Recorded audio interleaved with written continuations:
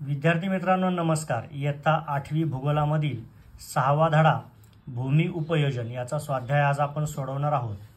सुरू करूया। पहिला प्रश्न आहे, खालील विधाने तपासा, अयोग्य विधान दुरुस्त करून लिहा।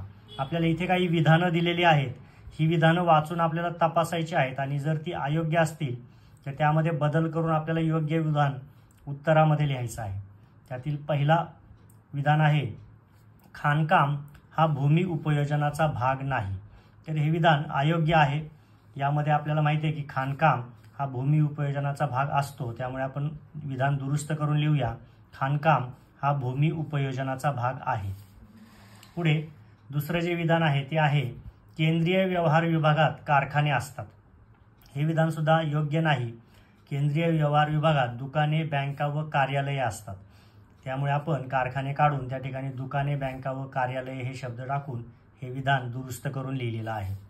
पुढे तिसरं विधान आहे, नागरी वस्तीत सर्वात जास्त क्षेत्र निवासी कार्यासाठी वापरले जाते।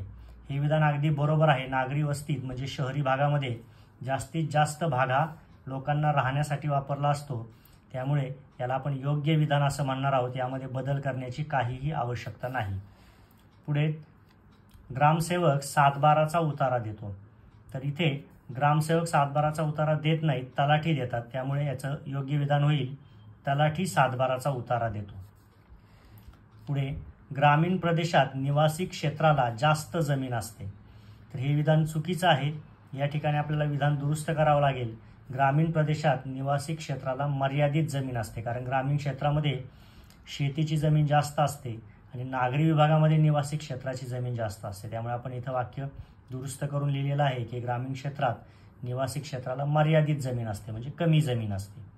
पुढे उतारा क्रमांक 7 हे अधिकार पत्र आहे। हे योग्य विधान आहे, त्यामुळे आपण इथे योग्य विधान लिहिलेलं आहे। यामध्ये बदल करण्याची काही आवश्यकता नाही। उतारा क्रमांक 12 हे फेरफार पत्रक आहे। हे विधान अयोग्य आहे। उतारा क्रमांक 12 हे पीक पाहणी पत्रक असतं, त्यामुळे उतारा क्रमांक 12 हे पीक पाहणी पत्रक आहे। अशा प्रकारे आपण बदल करून या ठिकाणी लिहिलेला आहे। पुढील प्रश्न पाहूया। प्रश्न दुसरा, भौगोलिक कारणे लिहा। या ठिकाणी आपल्याला दिलेल्या विधानाचं भौगोलिक कारण लिहायचं आहे। पहिलं विधान आहे, नागरी भागात सार्वजनिक सुविधा क्षेत्र आवश्यक असते। नागरी भाग म्हणजे शहरी भाग जो असतो त्या ठिकाणी सार्वजनिक सुविधा क्षेत्र का आवश्यक असतं हे आपल्याला इथे लिहायचं आहे। तर पाहूया। पहिला मुद्दा आहे, लोकसंख्येच्या विविध गरजा पूर्ण करण्यासाठी शासनामार्फत विविध सुविधा पुरवल्या जातात। या सेवा पुरवण्यासाठी वापरण्यात आलेली शहरातील जमीन क्षेत्र म्हणजेच सार्वजनिक सेवांचे क्षेत्र होय। पहिल्यांदा सार्वजनिक सेवांचं क्षेत्र म्हणजे काय हे आपण इथे स्पष्ट केलेलं आहे। तर शहरी भागामध्ये जे लोक राहतात त्यांच्या विविध गरजा पुरवण्यासाठी शासनामार्फत विविध सुविधा पुरवलेल्या असतात आणि या सुविधा वापरण्यासाठी त्या शहरामधील जी जमीन किंवा क्षेत्र वापरलं जातं त्याला सार्वजनिक सेवांचं क्षेत्र म्हटलं जातं। उदाहरणार्थ आता टपाल कार्यालय, पोलीस स्टेशन, पोलीस ग्राउंड, शासकीय शाळा, शासकीय महाविद्यालये, शासकीय विद्यापीठे, शासकीय रुग्णालये ही सर्व सुविधा देणारी ठिकाणं आहेत। ही सर्व ठिकाणं आपल्याला शहरामध्ये दिसतात। ही सर्व ठिकाणं शहरामध्ये खूप आवश्यक असतात, कारण शहरांमधून मोठ्या प्रमाणात लोकसंख्या राहत असते आणि त्या लोकांना या सर्व सुविधांची खूप गरज असते। मग या सुविधा देण्यासाठी आपल्याला शासनातर्फे सेवा पुरवली जाते। मग या सेवा देण्यासाठी किंवा यांच्यासाठी आपल्याला जागा सुद्धा आवश्यक असते, त्यामुळे सार्वजनिक सेवांचे क्षेत्र खूप महत्त्वाचं असतं। तर इत्यादी सुविधा पुरवण्यासाठी वापरल्या जाणाऱ्या जमिनीचा सार्वजनिक सेवांच्या क्षेत्रात समावेश होतो।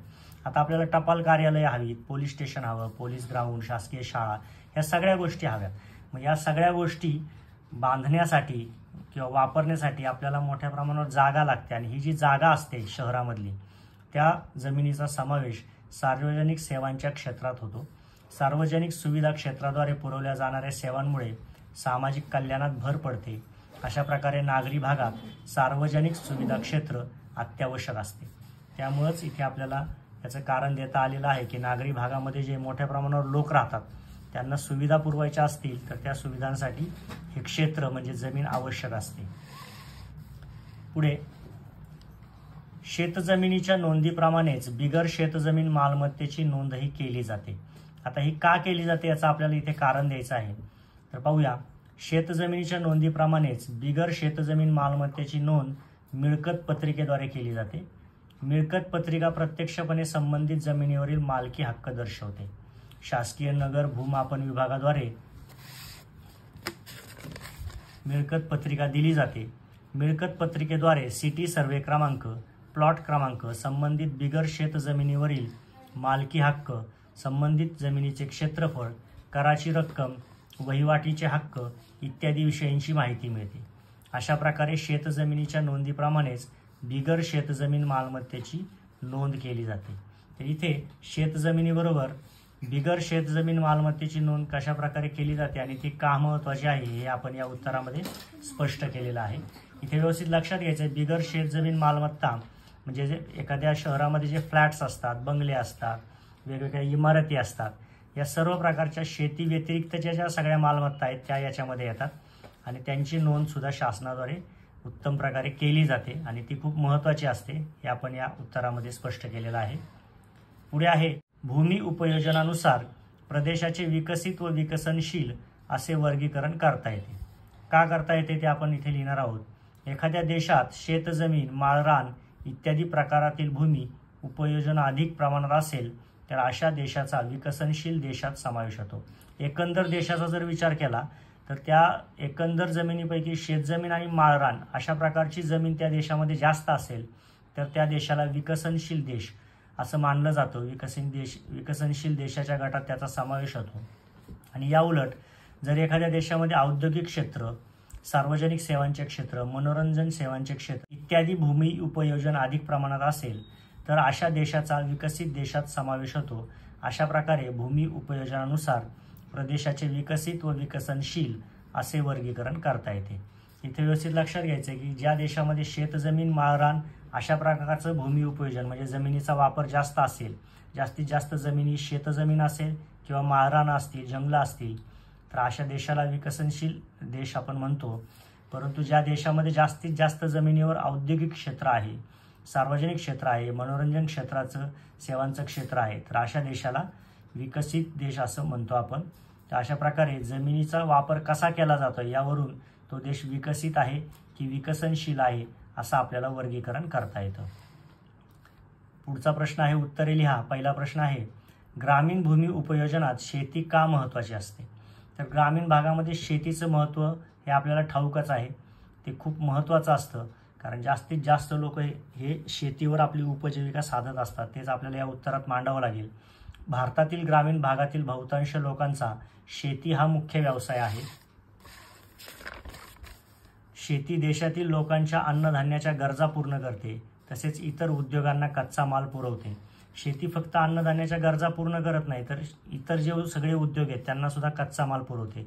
उदाहरणार्थ आता एखादा साखर कारखाना आहे तर साखर कारखान्यामध्ये लागणारा ऊस हा शेतात पिकतो, म्हणजे शेतातून माल तिथे जातो. किंवा कापड गिरण्या आहेत तर कापूस शेतात पिकतो आणि मग कापड गिरण्यांमध्ये त्याच्यापासून कापड बनवलं जातं. अशा पद्धतीने प्रत्येक मोठ्या उद्योगाला शेती कच्चा माल पुरवत असते.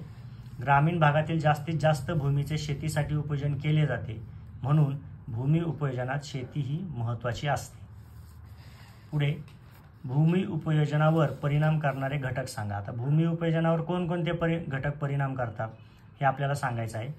तर इथे आपल्याला मुख्यतः ग्रामीण भाग आणि नागरी भाग यांचा वेगळा विचार करावा लागेल. ग्रामीण भागामध्ये काय काय परिणाम होतात, भूमी उपयोजनावर कशा कशाचा परिणाम होतो आणि शहरी भागामध्ये कशा कशाचा भूमीच्या उपयोजनावर परिणाम होतो हे आपल्याला पाहावं लागेल. एक लक्षात घ्यायचे, भूमी उपयोजन म्हणजे जमिनीचा वापर. तर ग्रामीण भागामध्ये कशाचा परिणाम होतो भूमी उपयोजनावर?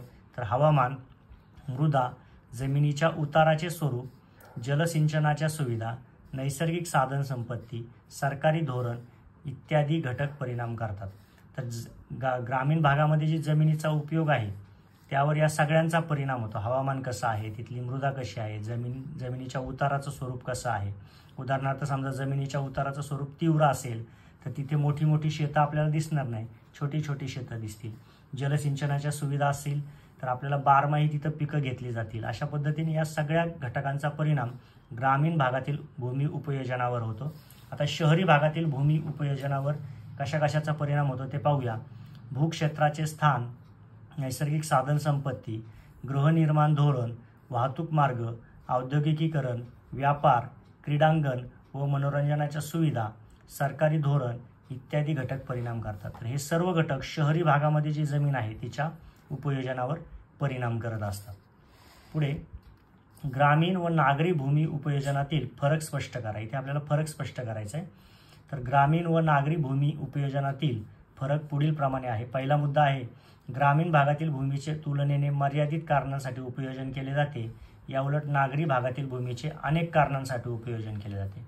हा फरक व्यवस्थित लक्षात घ्या. ग्रामीण भागामध्ये जी जमीन असते ती जास्तीत जास्त शेतीसाठी तिचा उपयोग केला जातो, इतर कारणांसाठी कमी उपयोग असतो.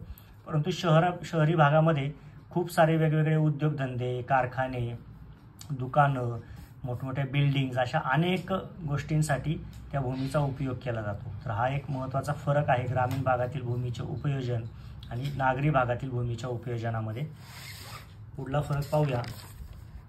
ग्रामीण भागातील भूमी उपयोजनाचा आकृतिबंध तुलनेने साधा असतो, याउलट नागरी भूमी उपयोजनाचा आकृतिबंध तुलनेने जटिल असतो. ग्रामीण भागामध्ये जो आकृतिबंध बनवला जातो की जमीन कशी वापरायची याचं जे प्लॅनिंग वगैरे केलं जातं ते सोपं असतं. परंतु शहरी भागामध्ये वेगवेगळे मोठमोठे प्रोजेक्ट्स येत असतात, त्यामुळे तिथे ते सगळं प्लॅनिंग करणं खूप कठीण असतं. हा या मुद्द्याचा अर्थ आहे. ग्रामीण भूमी उपयोजनात शेती क्षेत्र सर्वात महत्त्वपूर्ण असते, याउलट नागरी भूमी उपयोजनात निवास क्षेत्र व व्यावसायिक क्षेत्र महत्त्वपूर्ण असते. आता ग्रामीण भागामध्ये भूमी उपयोजन जमिनीचा वापर करत असताना शेतीचं किती क्षेत्र आहे हे सगळ्यात महत्त्वाचं असतं. परंतु शहरी भागामध्ये शेतीचा प्रश्न नसतो, त्याऐवजी निवासी क्षेत्र म्हणजे जास्तीत जास्त लोक कशी राहतील त्या शहरामध्ये, आणि दुसरा व्यावसायिक क्षेत्र म्हणजे जास्तीत जास्त उद्योगधंदे, दुकानदारी, बाजार कसे विकसित होतील या गोष्टी महत्त्वाच्या असतात. हा दोन्ही भागातील भूमी उपयोजनातील महत्त्वाचा फरक आहे. अशा प्रकारे आपण ग्रामीण भूमी उपयोजन आणि नागरी भूमी उपयोजन यातील फरक इथे मांडलेला आहे. पुढचा प्रश्न आहे, 7/12 उतारा व मिळकत पत्रिका यातील फरक स्पष्ट करा. 7/12 उतारा आणि मिळकत पत्रिका हे दोन स्वतंत्र कागदपत्र आहेत, त्यांचा फरक आपल्याला इथे मांडायचा आहे. 7/12 उतारा व मिळकत पत्रिका यातील फरक पुढील प्रमाणे आहे. 7/12 उतारा शासकीय अभिलेख महसूल विभागामार्फत दिला जातो, म्हणजे तलाठी हे जे कर्मचारी असतात ते शासकीय अभिलेख महसूल विभागाचे कर्मचारी असतात आणि ते आपल्याला 7/12 देतात. त्याचप्रमाणे मिळकत पत्रिका मात्र शासकीय नगर भूमापन विभागातर्फे दिला जातो. तर हा एक महत्त्वाचा फरक आहे. 7/12 हा महसूल विभागामार्फत मिळतो, मिळकत पत्रिका मात्र आपल्याला नगर भूमापन विभागामार्फत मिळते.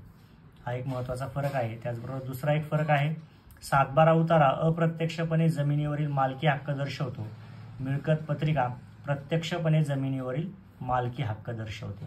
तर हा एक महत्त्वाचा फरक आहे. अशा पद्धतीने 7/12 उतारा व मिळकत पत्रिका यातील दोन महत्त्वाचे फरक आपण इथे मांडलेले आहेत.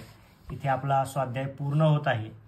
इथे भूमी उपयोजनाच्या दृष्टीने पाठामधील माहिती व्यवस्थित समजून घ्या आणि सर्व प्रश्नांचा व्यवस्थित अभ्यास करा. धन्यवाद.